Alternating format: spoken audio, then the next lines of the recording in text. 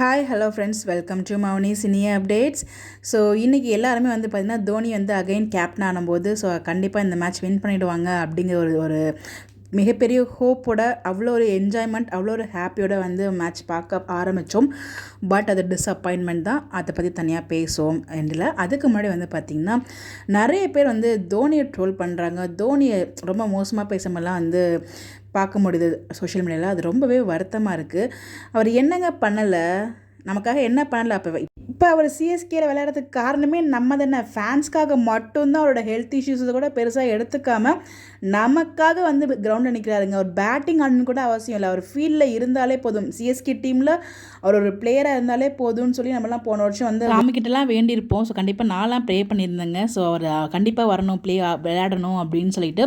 நான்லாம் இப்போ வரைக்கும் சிஎஸ்கே பார்க்குறேன்னா அதுக்கு ஒரு மெயின் ரீசன் வந்து பார்த்திங்கன்னா எம்எஸ் தோனி மட்டும் தான். நான் மட்டும் இல்லை, என்ன மாதிரி நிறைய பேர் வந்து தோனிக்காக மட்டும்தான் சிஎஸ்கே பார்த்துட்டு இருக்காங்க. தோனி மட்டும் ரிட்டையர்மெண்ட் ஆகிட்டார்னா சிஎஸ்கேங்கிற ஒரு டீமே வந்து அவ்வளோ பெருசாக அந்த இப்போ இருக்க லெவலுக்குலாம் நம்ம வந்து பேசப்படுவோமான்னு எனக்கு தெரியல. அது ஒரு கொஷின் மார்க் தான் என்னை பொறுத்த வரைக்கும். ஸோ நீங்கள் என்ன நினைக்கிறீங்கன்னா, ஜெயிச்சா தான் வந்து ஒரு ஃபேனாக இருப்பேன் அப்படிங்கிற மாதிரி சொல்லிட்டு இருக்கீங்க. ஒரு ட்ரூ ஃபேன் யார் தெரியுமாங்க? ஜெயித்தாலும் தோத்தாலும் எப்பயுமே அவங்களுக்கு நம்ம சப்போர்ட் பண்ணிட்டு இருக்கணும். அப்படிலாம் பார்த்தா ஆர்சிபிலாம் கிட்டத்தட்ட 17 வருஷமாக தோச்சிட்டு இருக்காங்களே. என்னைக்காச்சும் அவங்களோட ஃபேன்ஸை விட்டு, அதாவது அவங்க டீம் என்னைக்காவது விட்டு கொடுத்துருக்காங்களா அந்த ஃபேன்ஸு?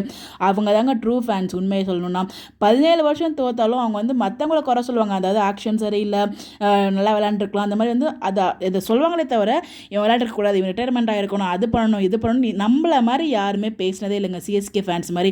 ஸோ உண்மையில அவங்களாம் சிஎஸ்கே ஃபேன்ஸ் அப்படின்னு சொல்லி எனக்கே செம்ம ஷாக்காக இருந்துச்சு. தோனி ரிட்டையர்மெண்ட் ஆக சொல்லுங்க, தோனி ஒழுங்காக விளையாங்க, அவர் மட்டும் தான் அந்த கிரவுண்டில் விளையாடுறாரு, மற்ற யாருமே விளையாடலையே அப்படிங்கிற மாதிரி எனக்கு அவ்வளோ கோவம் வந்துச்சு. எல்லாருக்கிட்டே தோனி பற்றி தப்பாக பேசுகிறாங்களே, அவங்க எல்லாருக்கிட்டையும் நான் இந்த விஷயத்தை நான் ஷேர் பண்ண நினைக்கிறேன். இவங்க அவங்கன்னு யாரும் பின் பாயிண்ட்லாம் பண்ணல.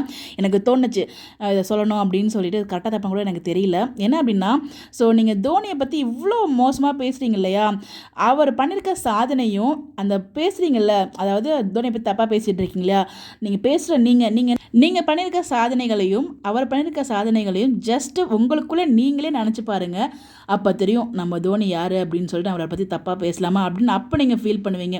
ஸோ நமக்காக அவ்வளோ பண்ணியிருக்காரு, அவ்வளோ விஷயங்கள். இது வரைக்கும் வந்து ரொம்ப வருஷம் கழிச்சு 2011 வேர்ல்டு கப் ஜெயிச்சு கொடுத்துருக்காரு. அதுக்கப்புறம் எத்தனையோ ட்ராஃபி வின் பண்ணி கொடுத்துருக்காரு. இப்போ கூட சிஎஸ்கே நம்ம இந்த லெவலுக்கு வந்து கொண்டாடுறோம்னா அதுக்கு முக்கியமான காரணம் தல தோனி மட்டும்தான்.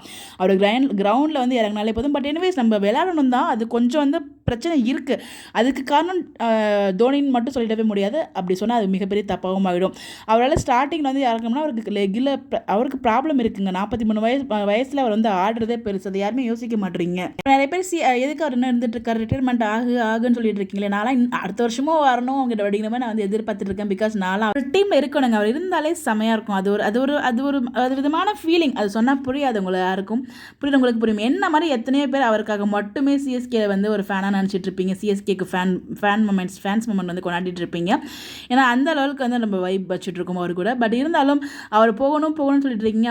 அவர் போட்டு போயிட்டாங்கன்னா அதுக்கப்புறம் சிஎஸ்கே ஒரு டீமாகவே இருக்காதுங்க. இப்போ கொண்டாடுற அளவுக்குலாம் நீங்கள் யாரும் கொண்டாடவே மாட்டீங்க. அது வந்து உண்மையிலேயே கண்டிப்பாக உறுதியாக நான் சொல்கிறேன் அந்த ஒரு விஷயத்தை மட்டும். ஏன்னா வந்து இப்போ நம்ம இவ்வளோ தூரம் கொண்டாடுறோம் அப்படின்னா அதுக்கு காரணம் தலை தோனி மட்டும்தான். அவர் மட்டும் இல்லை, கூட விளையாடுற பிளேயர்ஸும். பட் இருந்தாலும் அதில் ஒரு ஹையஸ்ட் ஒரு ரீசன் தலை தோனி மட்டும்தான். எப்போயுமே தலை தோனி தான். அது ஒரு கேம்ங்க. நம்ம எப்பயுமே ஜெயிச்சிட்டே இருக்க முடியாது, தோத்துட்டு இருக்கோம். புரியுது. 5 லாஸ் எனக்குலாம் சத்தியமாக முடியல தான். அன்றைக்கெலாம் நான்லாம் வந்து கண்டிப்பாக ஜெயிச்சிருவோம், தலை தோனி இறங்கியிருக்காரு அப்படின்னு சொல்லிட்டு நானும் தான் வந்து உட்காந்தேன். பார்த்தா ரொம்ப மோசமாக தான் விளையாடுறாங்க. அதுக்கு காரணம் தோனி மட்டும் கிடையாது. ஸோ ஆப்போசிட்டில் இருக்கவங்க ரொம்ப நல்லா எல்லாமே பண்ணுறாங்க. இன்றைக்கி கேகேரோட பவுலிங் வேறு லெவலில் இருந்துச்சு. அதே கிரவுண்டில் தான் நம்ம சிஎஸ்கே போடுறாங்க. அவங்க 6-4 அடிச்சுட்டு இருக்காங்க. இவங்களால அடிக்க முடியல. அதுக்கு காரணம் இவங்ககிட்ட பவர் ஹிட்டர் கிடையாது. அது மட்டும் இல்லாமல் இவங்க எப்படி போட்டால் வந்து அவங்க ஆட மாட்டாங்க அப்படிங்கிறத தெரிஞ்சுக்கிறாங்க. இவங்க வந்து ஸ்டார்டிங்கில் ஒரு 2 விக்கெட் பண்ணதுக்கப்புறமே பயந்துறாங்க. நம்ம தான் இந்த ஆடணும், வேறு வழியில் அடிக்காமல் ஹிட்டே பண்ணல. சும்மா அந்த திருப்பதிலாம் என்ன தான் பண்ணானே எனக்கு தெரியல. சும்மா அது மாதிரி ஸ்டார்டிங்கில் இறங்குறாங்க இல்லையா அவங்க. அதுக்கப்புறம் அந்த நடுவில் மிடில் ப்ளே பண்ணுறவங்க அந்த ப்ளே ஆஃபில் வந்து பார்த்திங்கன்னா ஒரு பவுண்ட்ரி கூட கொடுக்கல. ஸோ அவ்வளோ மோசமாக தான் விளையாண்டுட்டு இருக்காங்க. அதை நான் ஒத்துக்கிறேன் தான். அது காரணம் வந்து ஸோ ஆக்ஷன்லேயும் கொஞ்சம் வந்து ஒழுங்காக எடுக்கல. ஒரு நார்மல் கிரிக்கெட் விளையாடுற மாதிரி தான் விளையாண்டுருக்காங்க. மற்ற டீம் எல்லாருமே வந்து செம்மையாக ஹிட்டர்ஸ் வச்சுருக்காங்க. நம்மக்கிட்ட அந்த மாதிரி இல்லை. அது ஒரு மெயின் ரீசன். ஸோ தப்பாக ஆக்ஷன் போயிருக்காங்க. ஸோ நெக்ஸ்ட் இயர் அதை திருத்திப்பாங்க. பட் இந்த தடவை எனக்கு இன்னுமே ஹோப் இருக்குது. கண்டிப்பாக கம்பேக் கொடுப்பாங்க அப்படின்னு சொல்லிட்டு. சென்னை சூப்பர் கிங்ஸ்க்கு இன்னொரு நேம் இருக்குது, கம்பேக் சூப்பர் கிங்ஸ் அப்படின்னு சொல்லிட்டு நம்ம எல்லாருமே சொல்லுவோம். அதே மாதிரி கண்டிப்பாக கொடுப்பாங்கன்னு ஒரு நம்பிக்கை இருக்குது. பட் கொடுக்காட்டியும் நம்ம அதை பெருசாக எடுத்துக்கிட்டு கொடுத்தே ஆகணும். அது எல்லாரோட ஆசையும். பட் அது கொடுத்தா தான் நம்மளோட அவங்களுக்கு ஃபேனாக இருப்போம் அப்படிங்கிற சொன்னாலும் அது நம்ம ட்ரூ ஃபேனே கிடையாது என்னை பொறுத்த வரைக்கும். அவங்க என்ன பண்ணாலும் நம்ம சப்போர்ட் பண்ணணும், அதுதான் வந்து ஒரு ட்ரூ ஃபேன் நான் நினைக்கிறேன். பட் இன்றைக்கி வந்து ரொம்ப நிறைய மிஸ்டேக்ஸ் பண்ணியிருக்காங்க தான், நிறைய விஷயங்கள் அது நமக்கு தெரியும் மேட்ச் பார்த்தவங்களுக்கு.